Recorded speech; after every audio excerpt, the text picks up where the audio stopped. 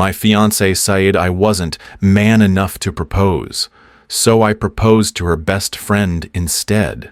Eta for proposing to my fiancé's best friend after my fiancé said I wasn't man enough to propose. Reddit, I'm reeling. My life has imploded in the most spectacular and unexpected way, and I genuinely don't know if I'm the hero, the villain, or just a complete idiot. I need your judgment, your advice, and maybe a virtual hug. Let me start at the beginning. I'm Mark, 32, and until recently I was engaged to Olivia, 29. We'd been together for 3 years, living together for 2. On the surface, we were the perfect couple. Attractive, successful, seemingly happy. We had a nice apartment, good jobs, a solid circle of friends. But beneath the surface, well, things were a lot more complicated. Olivia is intense. She's driven, ambitious, and incredibly focused on appearances. She works in PR, and she's very good at it. She's the kind of person who can craft a perfect image, control a narrative, and make anyone believe anything she wants. She's also, to put it mildly, high maintenance. She needs constant validation, constant attention, and constant reassurance. I'm not those things. I'm an architect. I like my job, but I'm not obsessed with it. I'm more of an introvert. I prefer quiet evenings at home to wild parties. I'm not particularly interested in status or social climbing. I value honesty, loyalty, and genuine connection. Our differences were part of the attraction at first. She was exciting, dynamic, always pushing me out of my comfort zone. I was calm, grounded, a safe harbor in her chaotic world. We balanced each other out, or so I thought. Then there was Maya. Maya is Olivia's best friend. They've known each other since college. They're like sisters, practically inseparable. Maya is the opposite of Olivia in many ways. She's kind, gentle, thoughtful, and incredibly down-to-earth. She works as a librarian, surrounded by books and quiet conversations. She's not interested in the spotlight. She prefers to stay in the background, supporting her friends and making the world a slightly better place. I liked Maya from the moment I met her. She was easy to talk to, funny, and genuinely interested in what I had to say. We bonded over our shared love of old movies, board games, and long walks in the park. We often ended up talking for hours, long after Olivia had gone to bed or gotten distracted by her phone. But it was always platonic, completely platonic. Maya was Olivia's best friend, and I was Olivia's boyfriend, and later fiancé. There were boundaries, unspoken but clear. We were friends, good friends, but nothing more. The problems in my relationship with Olivia started subtly. Little comments, little criticisms, little ways of making me feel inadequate. She'd complain about my clothes, my hair, my lack of social media presence.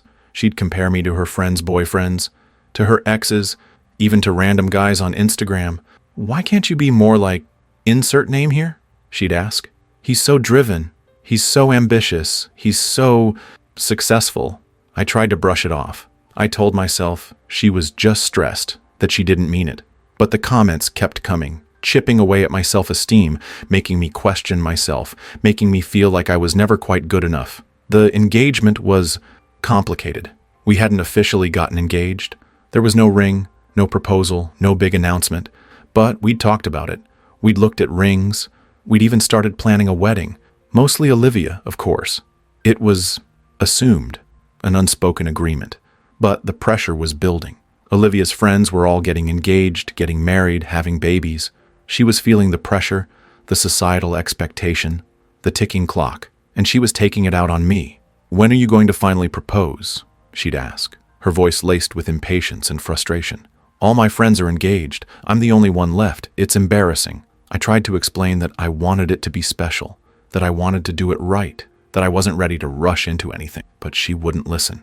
She accused me of being afraid of commitment, of not loving her enough, of not being man enough. That phrase, not man enough, kept echoing in my head. It stung. It felt like a challenge, a dare, a way of questioning my masculinity, my worth. Then came the dinner party. It was at Olivia's parents' house. A big, fancy affair with all of Olivia's extended family and a few of her closest friends, including Maya.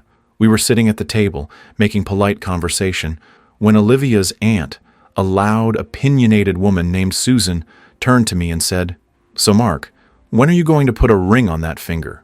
Olivia's not getting any younger, you know." I laughed nervously. "We're working on it," I said. "We're taking our time." Taking your time? Olivia scoffed. You've been taking your time for 3 years. What are you waiting for? A sign from God? Everyone at the table laughed except for me and Maya.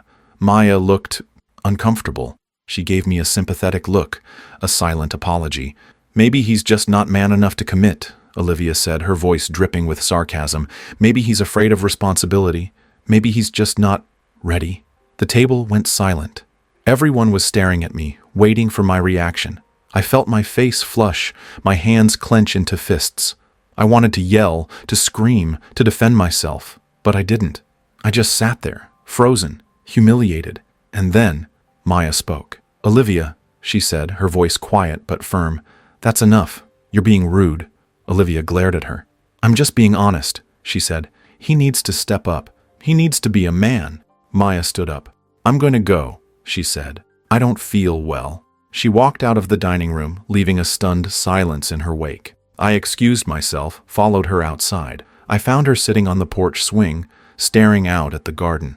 Maya, I said, I'm so sorry. She didn't mean it. Yes, she did, Maya said, her voice shaking. She always means it. She just doesn't realize how much it hurts. We sat there for a long time talking, not about Olivia, but about everything else, about our lives, our dreams, our fears. We talked about books, about movies, about the things that made us happy. And as we talked, I realized something. I realized that I felt more comfortable, more connected, more myself with Maya than I ever had with Olivia. I realized that Maya saw me, really saw me, for who I was, flaws and all, and she didn't judge me. She didn't criticize me. She just accepted me. An idea started to form in my head, a crazy, impulsive, potentially disastrous idea. But the more I thought about it, the more it made sense, the more it felt right. I realized that Olivia will never be the person I thought she was, and that I needed to be true to myself. We talked for hours that night, sitting on the porch swing, wrapped in a comfortable silence, punctuated by bursts of laughter and shared stories. I learned more about Maya in those few hours than I had in the 3 years I'd known Olivia. I learned about her childhood, her dreams of opening a small bookstore, her quiet passion for helping others. I learned about her fears, her insecurities, her quiet strength, and she learned about me. I told her about my love for architecture, my frustration with Olivia's constant criticisms, my growing feeling of being trapped in a relationship that was no longer making me happy. I told her about my doubts, my fears, my longing for something more. As the night wore on, the idea that had been forming in my head became clearer, stronger, more insistent. It was a reckless idea, a crazy idea, an idea that could potentially blow up my entire life. But it was also an idea that felt right, an idea that felt like the only possible response to Olivia's cruelty and Maya's kindness. Maya, I said, finally, my voice trembling slightly. I need to ask you something. She looked at me, her eyes wide and questioning. I know this is unexpected, I continued, and I know it's probably crazy, but I can't do this anymore. I can't be with Olivia. I can't pretend to be someone I'm not. I can't live a life that's based on lies and appearances. Maya nodded, her expression understanding. I know, she said softly. I've seen it.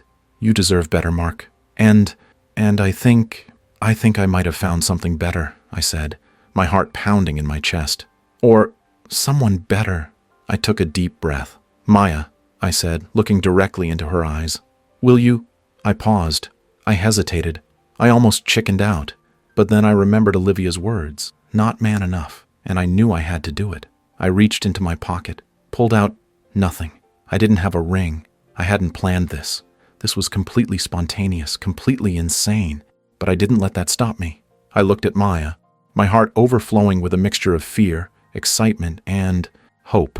Maya, I said, my voice clear and strong, will you consider, hypothetically speaking for now, of course, consider the idea, sometime in the not-too-distant future maybe, of, the general concept of marrying me. It wasn't elegant. It wasn't romantic. It was clumsy and awkward and completely un-Olivia-like. But it was me. And Maya? Maya started to laugh. A genuine, heartfelt laugh. A laugh that filled the night with warmth and light. Mark, she said, wiping a tear from her eye. Are you serious? Dead serious, I said. But it is your decision. I will not pressure you. She looked at me for a long moment, her expression unreadable. Then a slow smile spread across her face. "Ask me again," she said, "properly. And that's where I'll leave it for now, Reddit." Update 1. The next morning. Reddit. I woke up this morning with a pounding headache, a churning stomach, and the vague recollection of having done something incredibly stupid or incredibly brilliant. I still haven't decided which. As I lay in bed, staring at the ceiling, the events of last night came flooding back. The dinner party, Olivia's cruel words, Maya's kindness, and my proposal, my completely unplanned, utterly unconventional, possibly insane proposal to Maya, my fiancé's best friend. Oh boy. I reached for my phone, bracing myself for the inevitable explosion. I had dozens of missed calls, text messages, and voicemails. Most of them were from Olivia, ranging from furious to hysterical to pathetically pleading. A few were from her family, threatening me with everything from legal action to physical violence. And a surprising number were from Maya. I hesitated, then opened Maya's texts. The first one, sent late last night, said simply, "Mark, are you okay? Call me when you wake up." The second one, sent a few hours later, said, "I've been thinking a lot, and I need to talk to you, face to face." The third one, sent just a few minutes ago, said, "I'm coming over." My heart started to pound. I had no idea what to expect. Was she going to yell at me, slap me, tell me I'd ruined everything, or something else? I jumped out of bed, threw on some clothes, and started frantically cleaning my apartment. I didn't want Maya to see me living in squalor. I wanted to make a good impression, even if I'd already made the worst possible first impression as a potential fiancé, boyfriend. I didn't even know what to call myself. The doorbell rang. I took a deep breath, opened the door, and there she was, Maya, standing on my doorstep, looking surprisingly calm. She was wearing jeans, a simple t-shirt, and a nervous smile. "Hey," she said. "Hey," I replied, my voice barely a whisper. We stood there for a moment, awkwardly, unsure of what to say. Then Maya took a step forward and hugged me. It wasn't a tentative, polite hug. It was a warm, genuine, "I'm here for you" hug. And in that moment, I felt a wave of relief wash over me. Maybe, just maybe, I hadn't completely screwed everything up. We went inside, sat down on the couch, and started to talk. "So," Maya said, "that was quite a night." "Yeah," I said sheepishly. I'm sorry. I don't know what came over me. It was impulsive and stupid, and it was also kind of amazing," Maya interrupted, a small smile playing on her lips. I looked at her, surprised. "Amazing? You think that was amazing?" "Well, not the part where you basically declared your undying love for me in front of your fiancé and her entire family," Maya said, chuckling. "But the part where you stood up to Olivia, the part where you finally said what you've been feeling for years, the part where you chose me." My heart skipped a beat. "You're not mad?" "Mad?" Maya said. "Mark, I've been watching you shrink for years. I've seen Olivia chip away at your confidence, your happiness, your you-ness. I've wanted to say something, to do something, but I didn't want to interfere. I didn't want to overstep. But you're her best friend," I said. "I was her best friend," Maya corrected. "I'm not so sure anymore. What she said to you last night, it was cruel, Mark. It was unforgivable. And it wasn't the first time. It was just the final straw." We talked for hours that morning about everything. About Olivia, about our relationship, about Maya's feelings, about my feelings. We talked about the future, about the possibilities, about the insanity of what I'd done. And as we talked, I realized something. I realized that Maya wasn't just a friend. She was something more, something much more. "So," I said finally, "where do we go from here?" Maya smiled. "I don't know," she said, "but I think we should find out." Update 2, a few weeks later. Reddit, it's been a whirlwind few weeks. The fallout from my proposal, I'm still not sure what to call it, was predictable. Olivia went nuclear. She unleashed a social media firestorm, painting me as a villain, a cheater, a man-child, who couldn't handle commitment. She accused me of having an affair with Maya, of plotting to steal her best friend, of, well, everything she could think of. Her family, as expected, rallied to her side. They sent me angry messages, threatened me with lawsuits, and even tried to get me fired from my job. Thankfully, my boss is a reasonable guy who knows Olivia is full of it. But here's the thing. Nobody believed her, Well, almost nobody. Her most loyal followers, the ones who lived for drama and gossip, lapped it up. But everyone else, everyone who actually knew Olivia, saw through her lies. They saw the truth. They saw that she was a manipulative, controlling, insecure woman who had driven me to the breaking point. They saw that I'd finally had enough, that I'd finally stood up for myself. And Maya stood by me. She defended me publicly, on social media, to Olivia's family, to anyone who would listen. She told the truth, calmly and clearly, about what had happened. She explained that there had been no affair, that my proposal had been a spontaneous act of desperation, a cry for help. And people believed her, because Maya is believable. She's honest. She's genuine. She's kind. She's the antithesis of Olivia. Olivia's social media empire started to crumble. Her followers turned on her, accusing her of being a liar, a drama queen, a fake. Her sponsors started dropping her. Her carefully crafted image shattered into a million pieces. Maya and I are together. We're taking it slow, figuring things out, building a relationship based on honesty, respect, and genuine affection. We're not engaged yet, but we're exploring the possibilities. We've been spending a lot of time together, going for walks, watching movies, reading books, talking for hours. We're getting to know each other, not as fiancé's best friend and best friend's fiancé, but as Mark and Maya. And it's wonderful. It's easy. It's natural. It's like breathing fresh air after being trapped in a stuffy room for years. I've also started to rediscover myself. I'm working on projects I'm passionate about, spending time with friends I'd neglected, and generally just being me. I've even started to think about proposing, for real this time. I've been looking at rings, planning a special moment, trying to find the perfect way to express my feelings for Maya. But I'm not going to rush it. I'm going to take my time. I'm going to make sure it's perfect, because Maya deserves nothing less. Update 3, 6 months later. Final update. Reddit. It's been 6 months since my life exploded. 6 months since I proposed to Maya. 6 months since I became a Reddit legend. 6 months since I finally found happiness. And I have some news. I proposed to Maya. For real this time. I didn't do it at a fancy restaurant, or on a tropical beach, or in front of a crowd of people. I did it in my apartment, on a quiet Saturday morning, while we were making breakfast. I got down on one knee, presented her with a ring, a simple, elegant ring that I knew she'd love, and asked her to marry me, and she said yes. It wasn't a dramatic, over-the-top proposal. It was just us, honest, genuine, and full of love. We're planning a small wedding next spring, just family and close friends. No drama, no extravagance, no social media influencers. As for Olivia, I haven't heard from her directly, but I heard through the grapevine that she's moved to another city, changed her name, and is trying to rebuild her life. I wish her well, genuinely. I hope she finds happiness, and I hope she learns from her mistakes. My life is different now. It's better.